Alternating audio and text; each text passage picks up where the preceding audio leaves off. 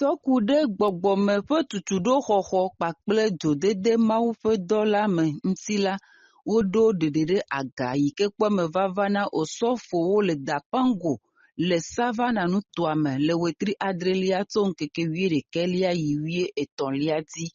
Ke ɖeɖe ɖe aga sia eƒoƒu Mawudɔtɔla 24 enye eyi yi ke wotsɔ nyi wa ɖokuiwo eye woganɔ nɔviwo ƒe dunɔnɔme vevietɔ le nufiafia detowo me yiwo ɖe tso Mawu ƒe nya la me. Pourquoi la communion est importante? La communion nous permet de rester dans les principes de Dieu. Parce que quand tu sors de la communion, il y a de fortes chances que tu s'asseyes en compagnie des moqueurs ou bien que tu marches, que tu t'arrêtes sur la voie des pécheurs. Ɖeɖe agasia nye ɖoɖo yi ke hatsotso yi ke kpɔna dɔgbea kpakple tutuɖo ƒe wɔnawo gbɔ ɖo anyi eye eƒe tanya ye nye woado nu le tɔʋuto ke eƒe taɖodinu gbãtɔ la ye nye bena woana be ŋusẽ yeye wòado mawudɔtɔlawo si ale bena woakukutri le mawunyakaka ƒe dɔ la me. Dapango la enye teƒe aɖe yi ke de amedzi le dɔgbea gome gake míado dzesi bena teƒe ma la dedienɔnɔ meli tutu o elabena ŋutifafa deto mele Sahel ƒe nutoa me. Tsɔku ɖe esia ta la, hamia wɔ tsatsia be yemahe ɖe megbe o vɔ la, yeatu dɔtɔlawo ɖo ado ŋusẽ wo eye wòadɔ wo ayi ɖe teƒe ma ale be woaʋli xɔse ƒe ʋiʋli nyuietɔ. Ke le ɖoɖo me la, osɔfowo ɖe woabe fukpekpewo kpakple nukekeli yi ke xe mɔ na Mawu ƒe nyanyuia ƒe takeke le nutoma me. To Mawu ƒe amenuveve me la, ɖo ŋuti su woasi eye wodo ŋusẽ dɔwɔlawo katã hena mawunyakaka le teƒe sese sia me. Moi, c'est le frère Joseph et je suis élève prédicateur et porte-parole mission de l'église de Mango. Je rends grâce à Dieu pour cette retraite du comité de la mission et de la formation qui est arrivé dans la savane. Vraiment, ça a été bénéfique pour nous. Et on a touché les réalités de la savane en ce qui concerne la mission. Et les grands frères nous ont fait des exhortations qui nous ont vraiment encouragés, qui nous ont beaucoup fortifiés. Nous qui sommes les piliers de la savane, et nous leur avons aussi raconté toutes les difficultés que nous avons ici qui ne permettent pas vraiment l'avancement de l'évangile. Cette retraite est vraiment la bienvenue pour pouvoir vraiment affermir les frères et de pouvoir les emmener à avoir un nouveau zèle, une nouvelle flamme qui pourrait vraiment brûler en eux pour pouvoir apporter le maximum en ce qui concerne l'évangile que nous prêchons, l'évangile du Seigneur Moïse et les prophètes. Ɖeɖe agasia la enye nyuie gome kpɔkpɔ alo yayira na ame yiwo katã kpɔ gome le me. Woʋu eme eye woda akpe ku ɖe ɖeɖe agasia ta yi ke wɔe bena menye be woxɔ tutuɖo ɖeɖe ko ku ɖe woaƒe mawunyakaka ƒe dɔa ŋuti o gake wogado dzo woaƒe lɔlɔ̃nu nyuie ku ɖe dɔgbea wɔwɔ ŋuti. Il est aussi important que nous puissions informer l'Église sur la mission en général dans tout le pays et surtout les zones à caractère particulier. Il faut que l'Église soit informée et que l'Église adresse des prières à Dieu, à l'instar de l'Église primitive qui a connu la persécution, mais qui a adressé des prières au Seigneur afin que Dieu ouvre une porte pour la parole. Donc je pense que l'Église du Togo doit être au courant des difficultés que traverse ce district et d'autres districts aussi pour que l'Église puisse élever des prières et que le Seigneur ouvre des portes pour la parole. Eye le kɔsida gbe la, pastorwo yi ɖe asaɖa vovowo me le nutoa me hena nufiafia le teƒewo abe Dapango, Timuri, Barkwasi kple Mango. Eye nufiafia siawo la tu nɔviwo ɖo vevie eye wòna bena nu geɖewo yiwo mekɔ na ame geɖewo sã o la, eme kɔ na wo titotito. Le nuwuwu la, ame sia ame trɔ dzo eyi me ye eƒe dɔ yi ke kpɔ ŋkume nɛ la eme kɔ nɛ ƒãa esie nye bena nu yi ke wòsrɔ̃ la wòatsɔe ade asi na amewo le nuteƒewɔwɔ me eye wòanye dɔwɔla yi ke aɖe vi le Mawu ƒe asiwo me.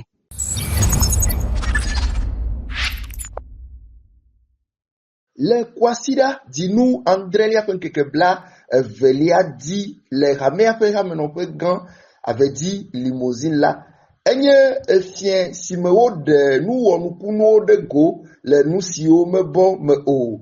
Le ɖoɖo gã yi ke dzi míeda ŋkɔ ɖo bena míaŋutɔ míaɖe ƒe nunyawɔwo.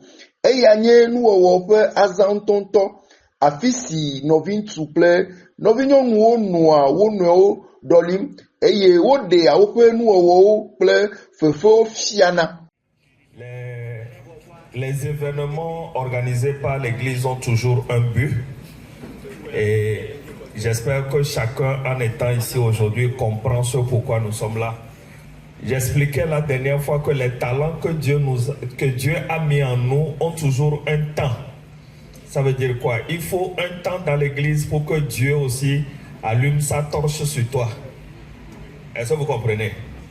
Tu peux avoir ton talent, tu peux exercer tout ce que tu fais, tu peux avoir du succès, mais c'est le moment que Dieu lui choisit pour mettre sa torche sur toi, c'est le moment là que les sauvés te voient. Et c'est le moment là que le monde peut te remarquer. Novisiwo kpɔ gome le ɖekeƒe ɖoɖoa me la, wo didiwo kpɔ le akpa vevi atɔ̃ me. Le akpa gbãtɔ si nye biabiawo na ɖeɖekpɔla la, hame enyi siwo kpɔ gome le ɖekeƒe dodokpoa me la, wo ɖe woƒe ŋɔŋlɔwo ƒe sidzedze yi ke le wo si fiam eye wodze agbagba be yewoaɖo biabia vovo yi ke wobia wo la ŋuti. Le ehadzidzi ƒe akpadzi la, nɔvi bla vevɔtɔ yi ke wotia la, wova yi ɖe enu eye woɖe woƒe eha yi ke wo ŋutɔ wokpa alo eha vovovo yi ke nye míaƒe hadzidziwo la, woɖe ɖe keƒe ehawo ɖe go. Le atsã nutɔtɔ ƒe akpadzi la, nɔvi ewo si wotia la, wowɔ dɔ eye woɖe woƒe asinudɔwɔwɔwo fia le nutɔtɔ ƒe akpadzi. Nutɔtɔ ɖe sia ɖe kristotɔwo ƒe atsyɔ̃ fia to awudodo si me atsyɔ̃ɖoɖo kple amebubu le. Le hatsotso si nye slam me la, amehawo ƒe dzidze eme esi wose enya siwo le gbeawo me, enya siwo le ɖiɖim kple enya siwo ka siwo ŋu. Ke enyalawo nye gbedodoɖa nyawo, nyanyui gbɔgblɔ ƒe nyawo, kafukafu nyawo eye enya siawo le agbe ɖaa. Mía nɔvi yiwo ke nye eɖaƒolawo kple eɖawɔlawo hã wokpɔ gome le ɖekeƒe dodokpoa me eye woƒo ɖa yi ke woyɔna be zi ɖe me. Woɖu ɣe eye nukoko, dzidzɔ, ŋudzedzekpɔkpɔ kple asikpe gbogbo aɖe xɔ nɔviawo esi wowɔ dɔ sia ta. Naga bubutɔ leko egbe be do ɛ. Dɔgbe na ɔtata. Egbe ɔntɔ nya talent de chez nous ye. Mi ba do nuwuwa ya leko kpɔero. Egbe talent de chez nous a. Edzo dina nyamtɔ o. Edzo dina loa enuo idze gɔme nyuie ɖe. Mi gbava le wo ŋutsa nyuie ɖe bɔa. Nu ke do dzidzɔ na ŋu ɖe mi enyi bena tutu gbɔ mía ƒotɔ mi mi ƒo ɖa ye. Doka enuoa ɖevi a do bɔbɔ na mi vi ɖe vɔa ke wo va yi edzi ku ɖo mía. Enuo yi nyuie ɖe. Enu ke ŋdi be ma gbɔna míatɔ kpata suviwo kpata bena mi sɔ dimanche egbalẽ dzi di be wo kpata mi be do mi ŋusẽ la mi ba ne ko dagba wɔ mi sɔa egbadza no shik ŋutɔ mi de bla nyava. Míaŋutɔ míaɖe ƒe nunyawɔwo menye fefe ɖeɖe ko wonye o, ke boŋ enye mɔnukpɔkpɔ yi ke Mawu di be yeato edzi, meka ƒe yi ke le mía si kple mɔzɔzɔ vovo yiwo ke míewɔ o la, bena yana míanye be nunana tɔxɛ aɖe le mía dometɔ ɖe sia ɖe si yi ke míakɔ kpe ɖe hame la ŋuti.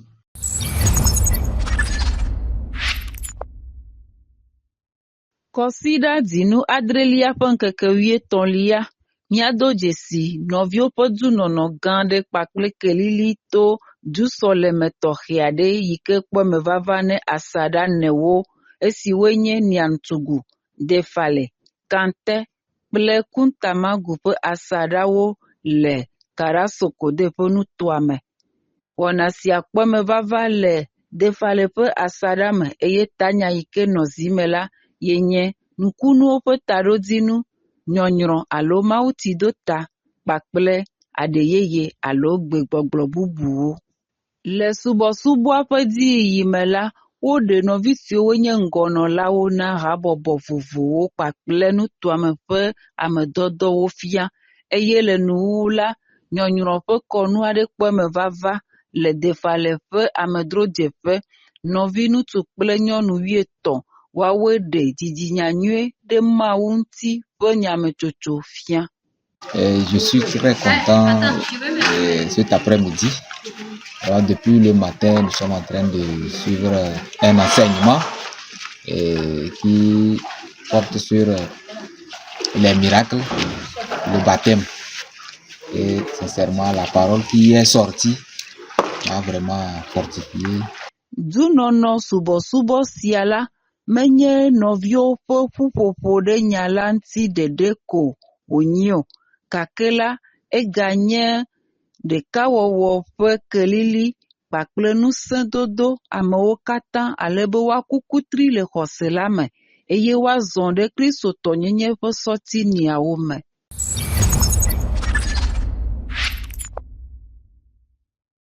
Egadzikpɔlawo ƒe enyaŋuɖela yiwo ke le hamenɔƒe yiwo ke le lome ƒe nutoa me la, wowɔ eƒe afɔ ƒe bɔbɔ gã aɖe yi ke va eme le memeɖadzinu adrelia ƒe ŋkekewui evelia dzi le ave dzi.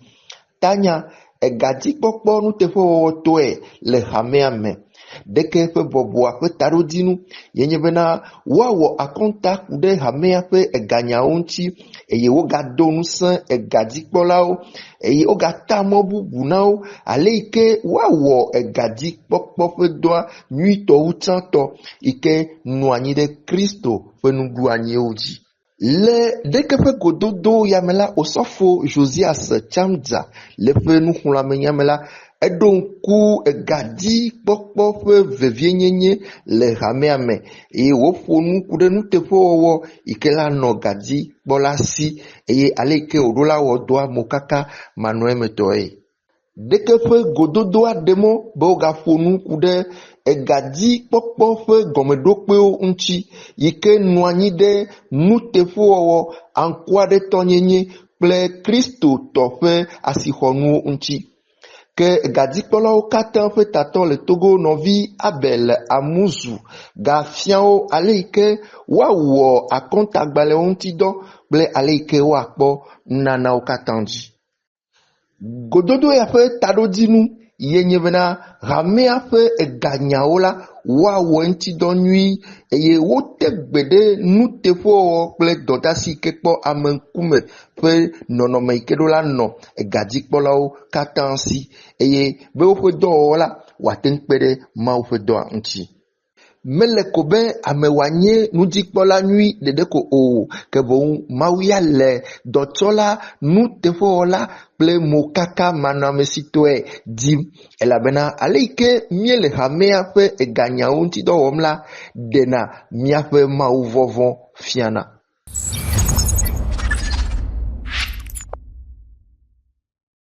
Avedzi yi ke nye hamea ƒe hamenɔƒe gã exɔ enyakakadɔwɔlawo katã hena woƒe eƒeme ƒe takpekpe gã yi ke wowɔ le memeɖadzinu adrelia ƒe ŋkekewui evelia dzi. Ke ɖeke ƒe gododoa la, hatsotso yi ke kpɔna nyakakadɔwɔwɔ ƒe nyawo gbɔ le hamea me la ye ɖoe anyi eye woƒoƒu enyakakadɔwɔlawo katã yiwo ke tso Togo ƒe nuto vovovowo me va eye wole abe ame 110 ene. Takpekpe gã ya ƒe taɖodzinu yenye bena woaƒo nu ku ɖe aha andre yiwo ke wɔ hatsotso yi ke kpɔna nyakakadɔwɔ ƒe nyawo gbɔ ƒe dɔdeasiwo eye woagado ŋusẽ nɔvi ŋutsu kple nɔvi nyɔnuwo katã be woagate yi ɖe woƒe dɔwo dzi. Osɔfo David amegãvi yi ke nye lome ƒe nutoame ƒe dɔdzikpɔla la exlɔ̃ nu nyakakadɔwɔlawo katã eye wòƒo nu ku ɖe enu yi ke nyakakadɔwɔla ɖo la nya hafi atsɔ dɔ na Mawu ŋuti. Quand tu fais tellement de choses, de travaux, qui sont bons et qui méritent d'être même applaudis, et il arrive que personne applaudir. On va applaudir votre chef de département. Soyez heureux.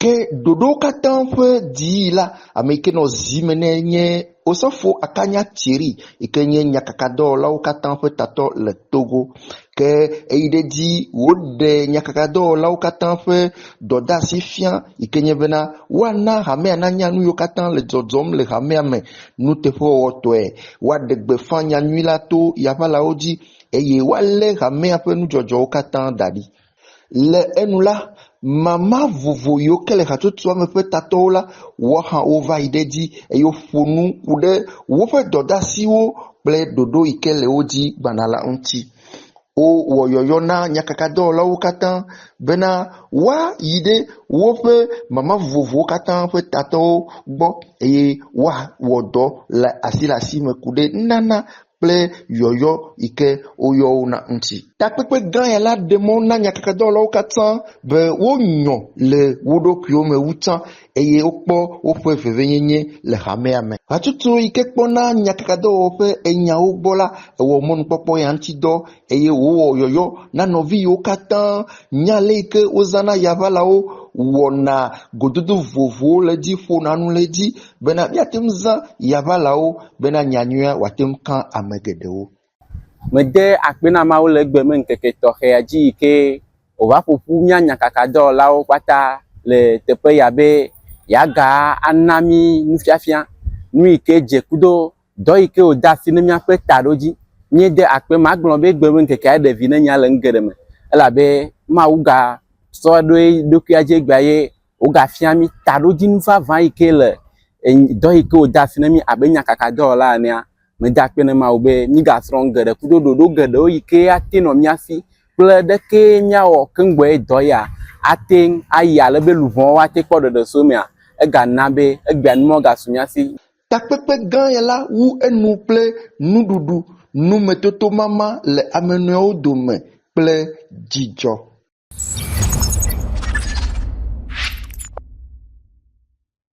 Hamea le Togo ewɔ tutuɖo ƒe gododo wɔna aɖe na amexɔlawo le memlira dzinu adrelia ƒe ŋkeke 12 dzi le aƒedokoe ƒe hamea me. Le leke ƒe tutuɖoa me la, wokpɔ gbɔ be nɔvi yiwo ke le lome ƒe nutoa me la woagado ŋusẽwo atu wo ɖo le woaƒe dɔwɔwɔwo me. Ame abe ame 70 ene kpɔ gome le leke ƒe tutuɖoa me tso hame vovovowo me.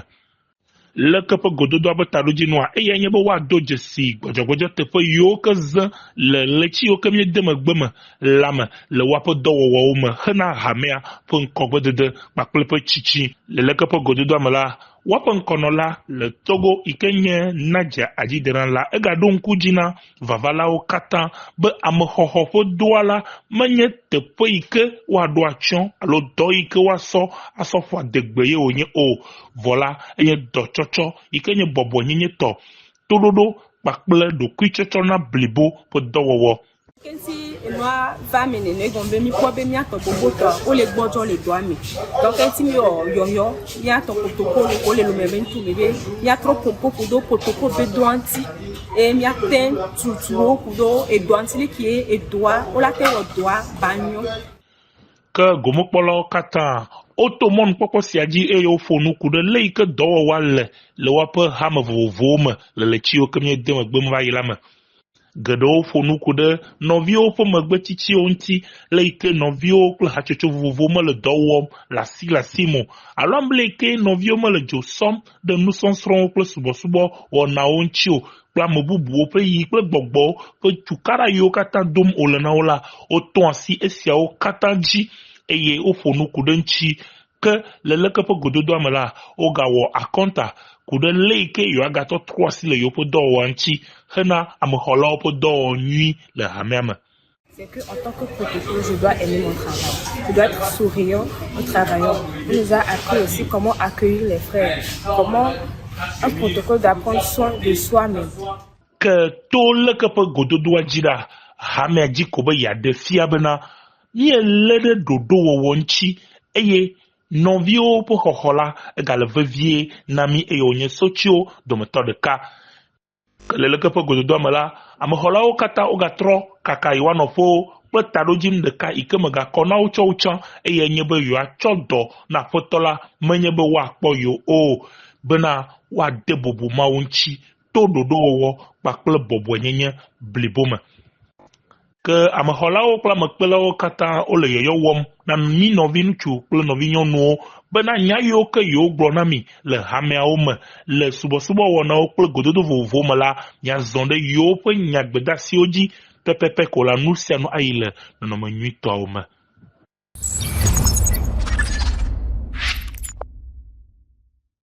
Odola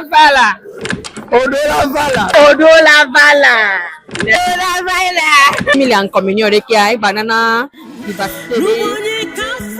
Bien-aimés, bonjour. L'apôtre Paul pouvait nous exhorter dans Hébreux 10, le verset 25, je cite.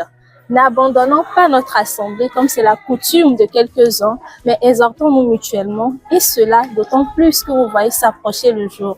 Nous voici après le culte. Nous venons de rendre un culte vivant, un culte agréable à notre Père ce dimanche 20 juillet dans l'assemblée d'Avédi. Dans cette ambiance, allons à la rencontre de quelques frères et sœurs pour savoir s'ils ont un petit message particulier à l'endroit de ceux qui, pour une raison ou une autre, n'ont pas pu faire le déplacement aujourd'hui. Let's go! Dinade, madionya de Carlo. Nyake la siyo la te blona, no vide ke au point d'habitude les chants y avoir ekbia mteva mia domina ke la siyo na blona no vion. Bon, ne ma pompo kudo nyawantia no vi ne ke mu le vacho to alo mu va kwito a. Enyinde ke mi enyunu barade ke mi le okumi antomia doko. Parce la agbia men to chale ke ngwa no la mese me ehia be alu. Bon na men dudu a cultier yo la baraba du nole. Donc nous la home on l'a exposé dans nous gbogbo que mate tous les mots. Donc à dimanche prochain de couper nos vieux paté on y va. Le nyakatemia du mia no la mese me. Le dabe wa yinkolo. Le vvd benane subo be gamia. Nyate no va. Le wa no doku Christo be gbedasio wa no doku edinamilo. Exhorte ceux qui ne sont pas venus que à la prochaine qui puissent venir et écouter la parole.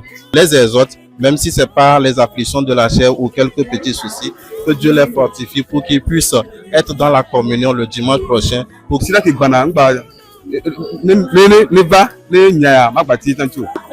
prochainement à Tejagmana Teva. Les exhorte à ne plus abandonner leur assemblée. Comme il n'a pas pu venir aujourd'hui, demain, il doit venir pour se recharger de la parole. Pour nous, nous que les pauvres vidéos, que les pauvres vidéos, les babillons, les recrutements, ils te veulent être bébé culto, et on veut que les prochainement, les bateva, les joie, mais dit à mes côtés à quoi? Oui, bébé, nous allons les j'ai trop aimé. Nos vies, nous on va rater là. Mon frère, ma soeur, est-ce que tu sais que ton absence dans la communion t'expose à l'isolement, au relâchement et à la perte de la chaleur fraternelle? Alors ne rate plus les prochaines communions. Toi-même, tu connais déjà les programmes. On t'aime vraiment, on pense à toi et tu nous manques vraiment. Bisous!